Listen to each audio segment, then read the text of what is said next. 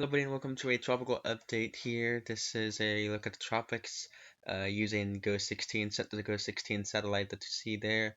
This is a Atlantic wide view, and you can see what's currently going on. We have what used to be that area of interest, I believe. I don't know if it's still an area of interest. In fact, I haven't checked up on it, so I'll check on it a little bit later in the video here and see if it's still a designated area of interest. If it's not, it doesn't look like it's really developing at all, if any. It looks like it just kind of just died in that atmosphere that it's in right now. But we also have two named storms right now currently going on. We have Tropical Storm Laura right here where my cursor is, and we also to the left of that have Tropical Storm Marco as well. To the left of that, that's entering the Gulf of Mexico or is in the Gulf of Mexico at this point in time. Um, and then in the Eastern Pacific, we have, I believe, two areas of interest here, and I can't really make them out, but I believe there's one right about here, and there's one right about there, and I'll briefly touch on them for a little bit here. Um, let's go ahead and talk about the main thing at this point in time, the one that's closest to land, probably right now, in terms of the United States. Tropical Storm Marco, as of this latest update, Saturday, August 22nd, 2020, 10 p.m. Central Standard Time, Advisory 11. The center is currently located at 22.8 degrees north, 86.3 degrees west, with maximum sustained 1 minute winds at 65 miles per hour, moving to the north-northwest at 13 miles per hour. You can see they have tropical storm watches in effect for much of the Louisiana coastline, northern Louisiana coastline there, and then they also have them for parts of Mississippi as well there, or the entire coastline of Mississippi, I should state there, and then also for part of Alabama there, they have tropical storm watches in effect, and then as you can see there on the bottom of your screen, tropical storm warnings in effect for extreme western part of Cuba there, as Marco moves away. So you can see on his forecast track, they still forecast Marco to intensify into a Category 1 hurricane here as it starts to move on northwest here with time and eventually pretty much moving only due west as it goes inland here at the National Hurricane Center. Thinking, of course, keep in mind with this cone of uncertainty, the Marco could be a lot farther north here and end up making landfall in Mississippi, or going off at the southern part of this cone, the storm could eventually perhaps make landfall just to the east of Houston, Galveston area of Texas there, with the looks of it there. Um, Looking at the edge of the cone here, so just be aware of that. Don't just look at the center line of the cone and think, oh well, I'm safe from the center of the storm, so I'm completely fine here. Always remember that on the top here it says the cone contains the probable path of the storm center, but does not show the size of the storm. Hazardous conditions can occur outside of the cone, so just be aware of that there. But this is from Marco, and I'm gonna go ahead and look at the key messages here, and you can stop the video when I go onto them and read them if you want to. They load. Oh, I didn't even click on them. So you can stop the video right now and read the key messages here for Tropical Storm Marco.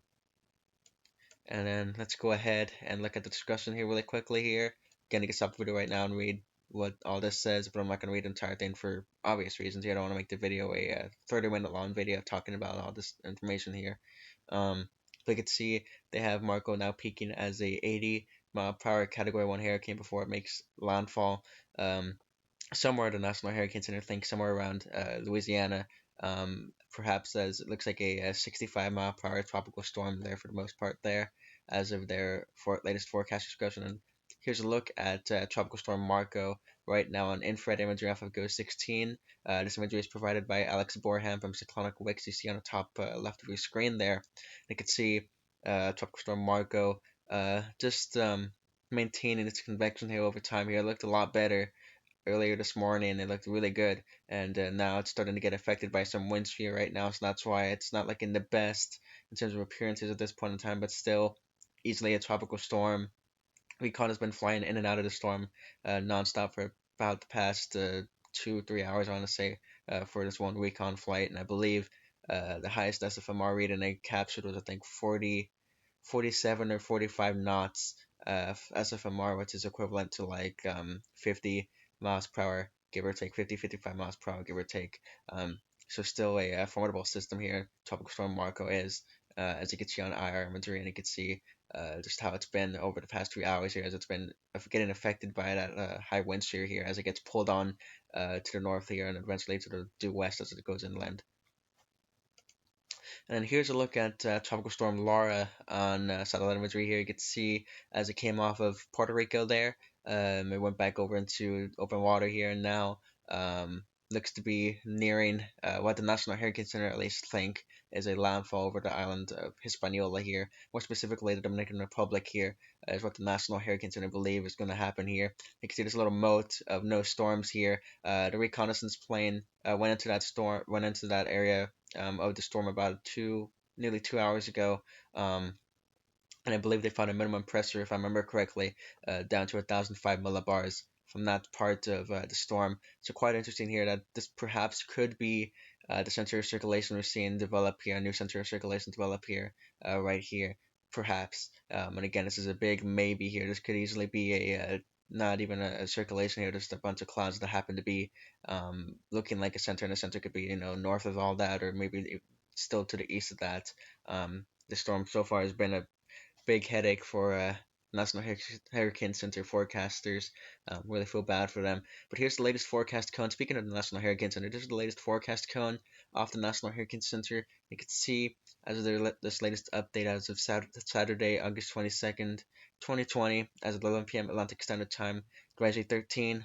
It's currently located at 18.3 degrees north, 69.6 degrees west, with maximum sustained 1-minute winds at 50 miles per hour. Moving to the west-northwest at 16 miles per hour. And you can see there is tropical storm warnings in effect for all of Puerto Rico, parts of the Dominican Republic and Haiti, northern parts of the Dominican Republic and Haiti, parts of the Turks and Caicos, eastern part of Cuba, and then all the western part and middle part of Cuba under a tropical storm watch, and also Florida Keys under a tropical storm watch, and Southern Bahamas as well under a tropical storm watch from Tropical Storm Laura here, as you can see. And eventually, the National Hurricane Center believe after it passes the islands of Cuba and Hispaniola, they believe that Laura will be able to intensify as it goes back over open waters in the Gulf of Mexico, where the sea surface temperatures are bathtub temperatures and able to easily sustain a Category 1 or more hurricane here. So that's why in their latest cone here, they have it making landfall. Well, first of all, they have it making landfall by the looks of it in Louisiana here, the middle part of Louisiana, just really close to New Orleans and Baton Rouge. I believe I think the center of circulation, the center of this cone goes over Baton Rouge, but again, don't focus on the center. The cone could shift more east, more west, and then, like I said on the top of the graphic there, just because you're not in the cone does not mean you can see the effects from this storm as well too. So that's a key thing to mention here, especially as the days go um, more in advance here with time here. So just interesting notes there, and you can see again as of the latest information, August 22nd, 13th, maximum sustained 1-minute winds at 50 miles per hour there. And well, there's Marco again. I'll just sort of there it is. Key messages for Tropical Storm Laura here. I can stop the video right now and read that if I want to. I'm not going to read all that. And then here's the Spanish version as well if I want to go ahead and read that as well. Stop the video right now and read that. In terms of forecast models, here's the forecast models for Tropical Storm Laura here. You can see they're in fairly good agreement here for the most part. Again, this is given where the center of circulation here, to have it just off the coast of the island of Hispaniola here, and if that that area of no clouds actually ends up being the center, they may actually have to position that a little bit farther south. So you might see these forecast models change a little bit with time here, but for the most part, they're in fairly good agreement that Tropical Storm Laura is going to make landfall somewhere, they think, over Louisiana. But again, of course, these models can shift more east, more west, more south, and more north over time here. So don't just look at, again, don't just look at all these model runs and take this as gospel and take this as the final forecast track for Tropical Storm Laura here. It could easily change with time, and we've seen it happen before. Many storms this season and many storms in past seasons happened before. Here's the models for Tropical Storm Marco here as of 11 UTC, the 23rd of August, and you can see there in also a fairly good agreement that the storm's going to make either a really close approach or a landfall, they think, over Louisiana here within the next 48 hours or 48 to 72 hours. And after that time, models kind of go crazy here in terms of where they have the storm going. So it'll be interesting to see how the models change over time here as we get closer and closer to that time span here of either Louisiana landfall or Louisiana kind of scrape along the coast there from some of the models, what they're saying there. So it'll be interesting to note how that changes over the next coming days here.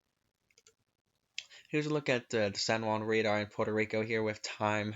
You can see the center of circulation going right over Puerto Rico there and going back out to sea there with time. And again, this is radar off of the Puerto Rico radar site as from Mark Nissenbaum radar site. You can see the link on the top of your screen there, by the way. So you could copy that and paste that, or just type up Mark Nissenbaum radar, and it'll probably be the first result that you see there on your whatever web page you're using. But here's the radar again. You can see over the past 3 hours here, the center of circulation easily seen there. And moving away from Puerto Rico and now towards the island of Hispaniola, right there, as you can see on the last 3 frames of the radar there. And I believe that's about it in terms of what I wanted to show you for this update here.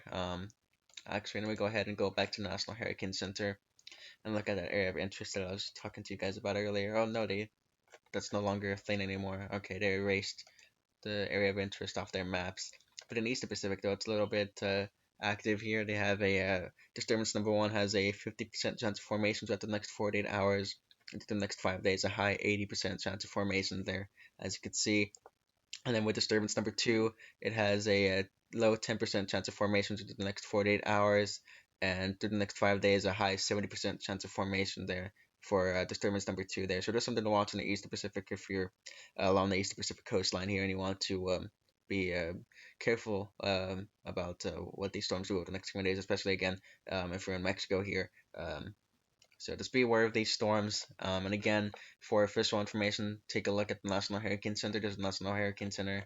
Just type up nhc.noaa.gov, or just NHC, and it'll probably be the first result on whatever search browser or search engine you're using here, and you'll know you're on a correct page when you see all this good information right in front of your fingertips here, given to you by official government sources here, and the official agency for this basin in Atlantic here is the National Hurricane Center. Likewise, go ahead and look at the National Weather Service as well too. You can see localized forecast for your area. So like say you live in Louisiana here, click Louisiana, New Orleans, Louisiana, and you can see all these messages here in front of you. Really good information given to you by the Weather Forecast Office in New Orleans, that's Baton Rouge, Louisiana there. You can see all the watches and warnings also currently in effect. So say you live in New Orleans, you can click there and it'll take you straight to your localized weather forecast for your area. Oh, I accidentally clicked on the marine forecast, unfortunately, but let me go ahead and try this again here. Apologies for that little difficulty there. And you can see they have a 5-day graphical forecast, and they give you all the watches and warnings if there's any in effect right there in front of your fingertips. And again, they have 5-day graphical, and they have a 7-day detailed text forecast below that. And also, if you want to plan out your day in advance, they have an hourly forecast as well. So you can plan out your day hour by hour here in terms of preparations you want to do ahead of these storms, because make sure you're prepared for these storms regardless. Again, with both of these storms, the tracks can shift more to the east, more to the west, north, and south, etc. So just be aware of that. Keep a lookout on that. Always follow the official government agencies for the basin. Follow the National Weather Service, National Hurricane Center for official information. In terms of my websites I use the National Hurricane Center and National Weather Service for official information. And then for satellite imagery, I like to use Levy Cowan's Tropical Tidbits site here that you see in front of your screen. And then likewise for storm individual animations here, I like using the new site provided by Cyclonic Wix here, Alex Borham from Cyclonic Wix here. And it's a really great site here. You get all this good information here, good recon data, model data, satellite imagery, and you get satellite imagery for GOES 16, 17, and then also Himwari 8, which Levy Cowan unfortunately does not provide at this point in time. So that's why I love using Alex Borham's site. So big kudos to him for putting that up there. And of course, I'll have the links in the description for you guys who are interested in looking at what websites that I use, so you're not completely left out of the dark here in terms of what to look at and what to see here if you're confused. And you want to get official information. So I believe that's going to be about it for me. Again, make sure you follow your local officials, especially you guys in Louisiana and Mississippi. Just pretty much everybody on the Gulf Coast, be on alert here over the next coming days as Marco moves on through. And then, of course, the big one we think, Tropical Storm Laura, which will eventually is expected to become Hurricane Laura as it enters the Gulf of Mexico here, becomes a big threat for the Gulf Coast of the United States here. So please keep tuned on this. If you're living on the Gulf Coast, make sure you're aware of this and don't get caught off guard about it. So hope everybody has a great day and night wherever you guys are. Stay safe, of course. Until then, see you guys in the next video. Peace.